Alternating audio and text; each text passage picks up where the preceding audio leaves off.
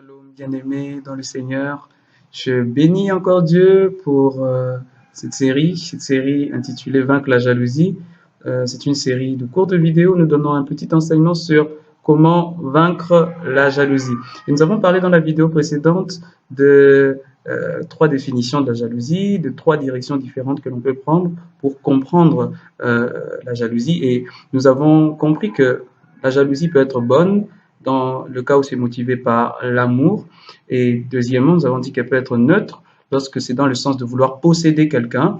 Mais nous avons dit que c'est mauvais dans le cadre où la jalousie nous pousse à l'envie et à la convoitise. Et c'est de cette troisième définition, c'est là, dans cette troisième compréhension, que nous allons essayer de trouver quelques stratégies pour vaincre l'envie, pour vaincre la jalousie, pour vaincre la convoitise. Parce que la Bible définit ça comme une œuvre de la chair. La jalousie est une œuvre de la chair qu'il faudrait vaincre en crucifiant au maximum la chair. Et nous allons voir aujourd'hui quelques conséquences de la jalousie. Déjà, dans la Bible, nous voyons quelques histoires qui nous montrent comment est-ce que la jalousie a poussé certaines personnes à accomplir des actes mauvais, des actions mauvaises. Et nous voyons par exemple Saül contre David dans 1 Samuel chapitre 18 au verset 8. Nous voyons comment est-ce que Saül commence à porter envie à David et essaie de le tuer plusieurs fois. Il a essayé de le tuer avec une lance, il a essayé de le tuer en envoyant des hommes, il a essayé de le poursuivre pour mettre fin à sa vie. Un pauvre David, un jeune David qui n'a rien fait à ce roi, tout simplement parce que Saül porte envie à David. Vous voyez ce qui arrive. Il essaye de le tuer. Il essaye de poursuivre un David innocent qui n'a rien fait. Et vous voyez où est-ce que la jalousie peut emmener quelqu'un. La Bible nous montre également dans Daniel, chapitre 6, au verset 4, comment est-ce que les ennemis de Daniel sont allés jusqu'à l'accuser faussement afin qu'il soit jeté dans la fosse aux lions.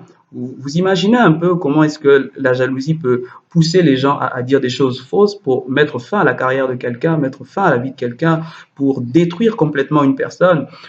La jalousie, dans le sens de l'envie, est un sentiment qui peut pousser à des actes mauvais. Nous voyons aussi dans Marc chapitre 15, au verset 10, les souverains sacrificateurs, les principaux sacrificateurs et les autres juifs qui accusent Jésus faussement. La Bible dit que Pilate même le sait, que c'est par envie qu'ils ont emmené Jésus devant le gouverneur romain. Et là, la Bible nous montre que c'est par jalousie, c'est par simple jalousie que les principaux sacrificateurs ont accusé Jésus. Donc le sentiment qu'il y avait derrière, c'était un sentiment d'envie, un sentiment de jalousie. La Bible nous dit dans Jacques chapitre 4, verset 14, on va lire jusqu'au verset 16, la Bible dit « Mais si vous avez dans votre cœur un zèle amer et un esprit de dispute », ici, quand la Bible parle de zèle amer, il s'agit de la jalousie. Vous vous souvenez, dans la vidéo précédente, nous avons parlé de l'origine grecque du mot jalousie. On a parlé de zélos, qui a donné le mot zèle. Mais ici, quand il parle de zèle amer, il parle d'un mauvais zèle. Il parle d'une jalousie. Et il dit un esprit de dispute. Et il ajoute, ne vous glorifiez pas et ne mentez pas contre la vérité. Il dit, ne vous glorifiez pas et ne mentez pas contre la vérité. Cette sagesse n'est point celle qui vient d'en haut, mais elle est terrestre, terrestre, pour dire que la jalousie, ça vient pas de Dieu, ça vient pas du ciel, c'est quelque chose du monde, c'est une chose terrestre. Il dit, deux, elle est charnelle, c'est-à-dire que ça vient pas de l'esprit, ça vient de la chair, c'est une œuvre de la chair. Et puis il dit, trois, diabolique. C'est-à-dire que le diable aussi peut inspirer ce sentiment de jalousie. C'est pourquoi il est important de le vaincre. Et il ajoute, car là où il y a un zèle amer, un esprit de dispute, il y a du désordre et toutes sortes de mauvaises actions. Donc ici, l'apôtre Jacques nous montre que la jalousie peut engendrer toutes sortes de mauvaises actions. C'est pourquoi il faut la vaincre. Pourquoi? Parce qu'aujourd'hui, plusieurs fléaux que nous vivons dans la société, plusieurs choses, des antivaleurs, sont simplement motivées par ce sentiment de jalousie qu'il y a derrière. En fait, ne condamnons pas d'abord les actes, ne condamnons pas d'abord ce que les gens font. Il faut d'abord voir quel est le sentiment, quelle est la cause principale, quelle est la cause qui a derrière tous les effets que nous voyons. On ne va pas essayer de traiter les effets d'abord, non. Cherchons d'abord la cause afin de la traiter. Et déjà, ce texte nous montre qu'il y a 4 conséquences néfastes de la jalousie. La première conséquence, c'est que la jalousie engendre des disputes. Parce que la Bible dit un esprit de dispute. La Bible appelle la jalousie un esprit de dispute. Non seulement un zèle amer, mais aussi un esprit de dispute.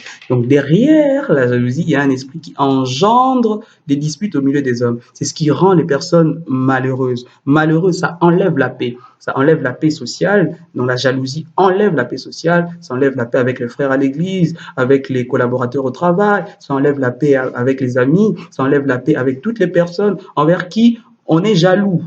Donc, il n'y a plus de paix, il n'y a plus un sentiment de paix réciproque. C'est-à-dire que quand tu vois la personne, tu sens des picotements dans le cœur, tu sens que tu as mal et ça rend malheureux. Et j'aimerais déjà le dire. En fait, si vous entretenez la jalousie dans votre vie, simplement vous chassez le bonheur parce que vous ne serez jamais, jamais heureux lorsque les autres sont bénis, lorsque les autres ont un certain avantage, lorsque les autres réussissent. Vous n'aurez jamais, alors jamais la paix. C'est pourquoi il faut vaincre ce sentiment-là. La deuxième des choses, c'est que la jalousie nourrit l'orgueil. Pourquoi? Parce que l'apôtre Jacques dit, ne vous glorifiez pas. En fait, la jalousie nourrit l'orgueil parce que le jaloux veut posséder ce que l'autre a. Le jaloux veut être ce que l'autre est. Le jaloux veut avoir ce que l'autre a.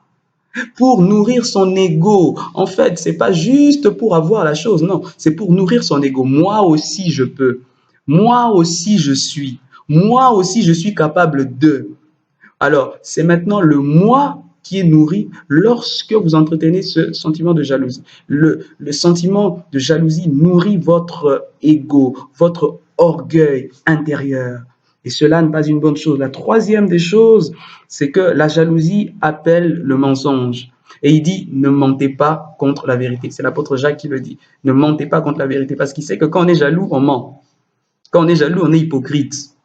Les jaloux, c'est des grands hypocrites. C'est des personnes qui essayent de donner une fausse image. Ils portent un masque. En fait, ils donnent une fausse image de ce qu'ils sont vraiment à l'intérieur. À l'intérieur, ils souffrent, mais à l'extérieur, ils te sourient. Et ça, c'est un problème parce que les jaloux aussi, c'est des personnes qui calomnient, des calomniateurs. Quand on est jaloux envers quelqu'un, on cherchera à détruire la réputation de la personne et en croyant, voilà, qu'en détruisant la réputation de quelqu'un, on devient populaire. Ou soit, en détruisant quelqu'un, on se construit soi-même. Non, c'est faux. Il ne faut jamais bâtir votre élévation sur la chute des autres. En fait, la jalousie vous fait croire que lorsque l'autre tombe, vous vous êtes élevé. Et c'est la raison pour laquelle les jaloux, c'est des grands calomniateurs. Ils pensent que lorsqu'il détruit la réputation de l'autre, lorsqu'il trompe, lorsqu'il ment au sujet de quelqu'un, quand il fait courir un faux bruit sur la vie de quelqu'un, alors lui, il est blanchi. Il pense que lorsqu'il parle du péché de quelqu'un, alors lui, il est sanctifié. La jalousie, c'est une chose, c'est un sentiment qui peut vous pousser à détruire les autres par votre bouche, par le mensonge. Vous êtes capable d'inventer même des histoires pour détruire la vie de quelqu'un. Et ça, c'est une mauvaise chose. Quatrième conséquence néfaste, la jalousie provoque des animosités. Au verset 16, il dit « Car là où il y a un zèle amer, il y a un esprit de dispute, il y a du désordre et toutes sortes de mauvaises actions. » Quand il parle de toutes sortes de mauvaises actions, il dit « Tout ce que vous pouvez imaginer de mauvais dans le monde, toutes mauvaises actions, le meurtre, la calomnie, la destruction méchante, la méchanceté, tout ce que vous pouvez imaginer de mauvais peut être produit par ce sentiment de jalousie au-dedans de vous. Une jalousie qui peut même pousser quelqu'un au meurtre, à empoisonner l'autre, à détruire l'autre, à tuer l'autre. Nous avons vu Caïn qui a tué Abel simplement par jalousie. Imaginez là où ce sentiment de jalousie peut vous emmener, frères et sœurs. C'est pourquoi ma prière est qu'en regardant cette vidéo, que vous puissiez demander à Dieu de briser votre chair, de crucifier votre chair, que vous puissiez renoncer à la jalousie. Je ne sais pas qui est-ce que vous enviez dans la vie, je ne sais pas qu'est-ce que vous enviez dans la vie, je ne sais pas quoi, mais ma prière est qu'en suivant cette vidéo, que le Saint-Esprit puisse vous aider à vivre dans le contentement, que le Saint-Esprit puisse vous aider à vaincre ce mauvais sentiment qu'est la jalousie. Que le Seigneur vous bénisse abondamment. Dans la prochaine vidéo, nous parlerons de quelques stratégies pour vaincre la jalousie. Entre-temps, soyez bénis et prenez soin de vous, que Dieu vous bénisse.